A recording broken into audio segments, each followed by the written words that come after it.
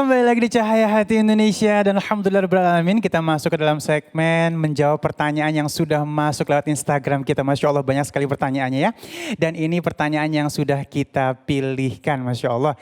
Dan alhamdulillahirrahmanirrahim nanti guru-guru kita akan langsung menjawab pertanyaannya satu demi satu. Dan yang pertama ini pertanyaan untuk guru kita Kiai Haji Fikri Haikal MZ. Berikut pertanyaannya silakan.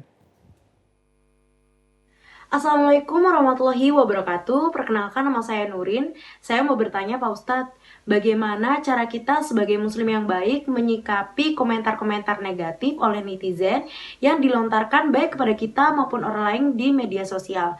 Apakah kita harus membalasnya atau justru membiarkannya saja? Saya rasa cukup. Sekian, terima kasih. Wassalamualaikum warahmatullahi wabarakatuh. Waalaikumsalam warahmatullahi wabarakatuh. Namanya Nurin ya Masya Allah ya. Dan ini memang resiko nih. Pada saat kita melempar sesuatu ke media sosial pasti ada yang suka ada yang enggak. Bagaimana menyikapinya? Silakan Ustaz. Baik Mbak Nurin, pertanyaannya bagus sekali karena memang sekarang ini yang terjadi. Begini, bahaya lisan itu kata Imam Nawawi bukan cuma sekedar kata-kata tapi juga tulisan termaktub di dalamnya. Karena itu sekarang zamannya medsos, entah itu Twitter, entah itu Facebook dan sebagainya. Berhati-hatilah dalam menulis ungkapan-ungkapan. Karena prinsipnya kita harus saling menghormati. Kalau mau dihormati, menghormati orang lebih dahulu. Karena itu jaga lisan, jaga tulisan.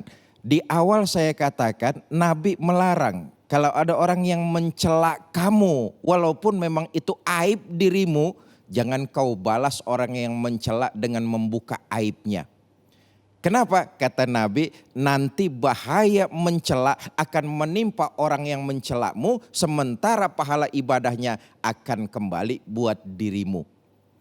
Jadi memang sikapinya pertama, kalau boleh saya sarankan, dengan senyuman dan mohon doa saja kebaikan dari dia buat kita. Jangan diladeni, jangan kemudian ditimpali dengan membuka aibnya. Walaupun kita tahu ada orang mencela aib kita, kita tahu aib orang itu, kita balas, draw kita namanya. Enggak ada nilai plusnya. Karena itu Nabi mengatakan jangan kau balas walaupun kau tahu aibnya. Kenapa? Pahala orang itu dari ibadahnya akan kembali buat diri kamu. Dan ingat, kita insya Allah masuk ke dalam sorga semua. Itu karena rahmat dan kasih sayangnya Allah. Bukan karena ibadah kita. Haji kita, sholat kita belum jaminan menyebabkan kita masuk ke dalam sorga. Di antara satu yang mengantarkan kita selain rahmat Allah adalah kita mau memaafkan orang lain dan menahan emosi serta menggali potensi nilai-nilai kesabaran kita. Dengan begitu kalau ada orang yang menyakiti kita, kita tidak membalasnya, bahkan kita maafkan, tapi sesungguhnya secara otomatis pahala dari orang yang menyakiti kita akan mengalir kepada kita. Itu salah satunya wallahu a'lam yang menyebabkan kita masuk ke dalam sorga. Masya Allah, terima kasih guru. Ya hati-hati kalau misalnya ngetik-ngetik itu dalam merupakan bagian dari ucapan juga loh ya. Dan baik alhamdulillah kita masuk ke dalam pertanyaan kita yang kedua insya Allah untuk Ustazah Lulu Mumtazah. Ini dari @empok maele, oh bukan ya. Ini dari @empok mae11 ya. Baik, pertanyaannya bagaimana caranya kita mengontrol diri agar tidak berkata kasar pada suami. Tuh dia tuh ya. Kadang suka kelepasan karena suaminya ngeselin katanya. Silakan Ustazah. Baik, terima kasih. Bismillahirrahmanirrahim. Pemirsa, gimana cara kita ngontrol diri biar kita nggak keceplosan atau keceplosan untuk suami terutama. Karena kan suami adalah surganya kita ya. Kalau kita memang masih punya orang tua, kita belum nikah, surga kita orang tua. Tapi kalau kita udah nikah adalah surga kita adalah suami. Masalahnya suami ini ngeselin. Kita ngomong kita dosa, kagak ngomong dia kagak paham-paham. Akhirnya kita saking marahnya keluarlah yang namanya yang jelek-jelek. Nah, kalau kita memang orang yang bisa mengontrol diri berarti puasa kita kemarin udah pol.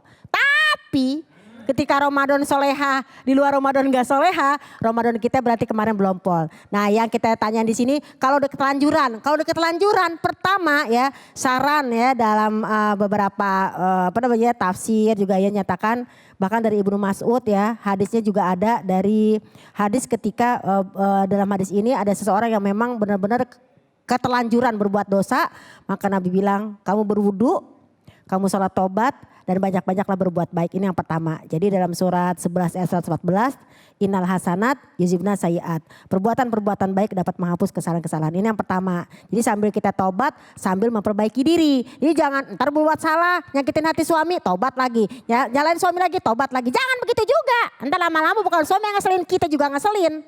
Yang pertama banyak yang perbuatan baik. Yang kedua jangan gengsi, minta maaf sama suami, jangan gengsi. Ya ini kadang banyak nih perempuan-perempuan yang gengsi karena apa?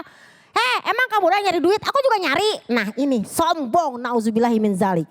Jadi hilangkan gengsi, karena apa? Itu adalah bibit-bibit kesombongan. Dan juga Nabi telah bersabda, tidak akan masuk surga orang yang memiliki kesombongan walaupun sebesar biji sawi di dalam dirinya.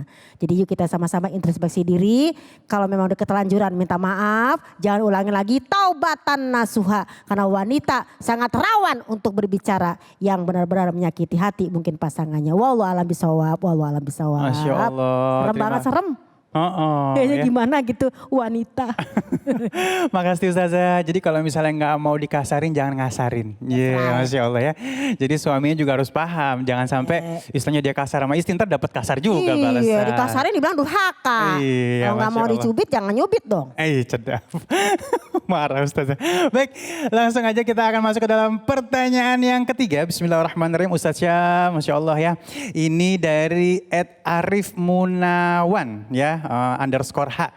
Bagaimana cara kita menjadikan belajar Al-Quran itu menyenangkan, terutama buat anak-anak yang cepat bosan? Wah, Masya Allah. Mohon izin, mohon maaf yang menjawab belum punya anak, jadi belum punya pengalaman. Tapi pernah menjadi anak gitu kan, kita semua jadi anak. Sebenarnya fitrah anak itu kan main sebenarnya. Dan dalam Al-Quran disebutkan, i'lamu annamal hayatud dunya la'ibu wa lahun wa tafakhurum bainakum wa takathurun fil amwali wal aulad. Maka kata Al-Quran itu sebenarnya fitrah manusia itu main ketika dia masih kecil. Maka membuat Al-Quran itu menyenangkan ya dibuat seperti permainan. Misalnya permainan tebak-tebakan huruf. Makanya sekarang banyak, kalau dulu kita bacanya buku Iqra, kalau sekarang udah huruf hijaiyahnya bergambar gitu. Jadi tergantung dengan usianya. Yang kedua adalah karena fitrah anak kecil itu adalah main, maka anak kecil jangan diajarin ikhlas dulu. Kan banyak orang tua, Ustadz anak saya tuh mau ngaji kalau dikasih mainan. Ya memang namanya anak kecil. Cucu Rasulullah SAW, Rasulullah kata sahabat, wah nih ayat panjang banget nih turun nih. Karena sujud Nabi lama banget. Tahu-tahu pas selesai sholat, ya Rasulullah ayat apa yang turun? Kok lama banget sujudmu ya Rasulullah? Kata Nabi, bukan ayat yang turun. Cucuku naik ke atas, tidak bisa aku naik. Maka Rasulullah membiarkan itu. Bahkan Rasulullah SAW pernah malaikat Jibril alaihissalam datang dan tidak mau masuk ke rumahnya Nabi. Kenapa tidak mau masuk ke rumahnya Nabi? Ternyata cucu baginda SAW itu ada anjing kecilnya di dalam rumah. Ada anjing kecil dalam rumah. Coba lihat, berarti Nabi nggak larang dia main anak anjing. Kalau Nabi saja tidak melarang cucunya main anak anjing, kenapa orang tua ngelarang anaknya main PUBG kalau dia sudah mengaji? Harusnya kasih dong. Nah, kau boleh main PUBG, yang penting kau ngaji dulu 1 jam.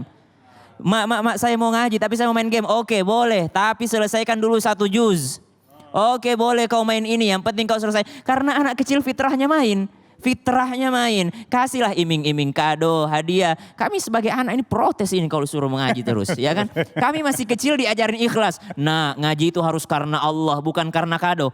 Enggak begitu dong. Kami manusia biasa. Kata sahabat Hanzalah radhiyallahu an, Abu Bakar As-Siddiq radhiyallahu an, dia datang kepada Nabi, ya Rasulullah, saya kalau lagi di masjid tuh nangis khusyuk. Tapi kalau saya pulang ke rumah saya ketawa, saya bercanda dengan istri saya seakan-akan saya lupa akhirat. Apakah begitu ya Rasulullah? Apakah saya ini munafik ya Rasulullah. Apa kata Rasulullah?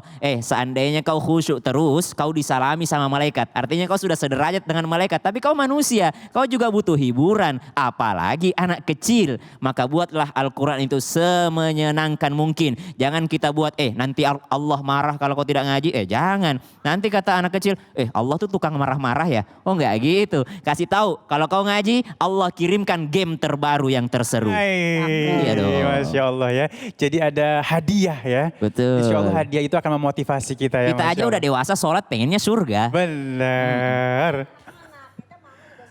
Pas naik ustazah gak kedengeran. Baik, Masya Allah ya, luar biasa. Dan pemirsa di rumah jangan kemana-mana, kita masih akan bertemu dengan guru-guru kita yang dimuliakan Allah Subhanahu Wa Taala. Tetap bersama kami di Cahaya Hati Indonesia.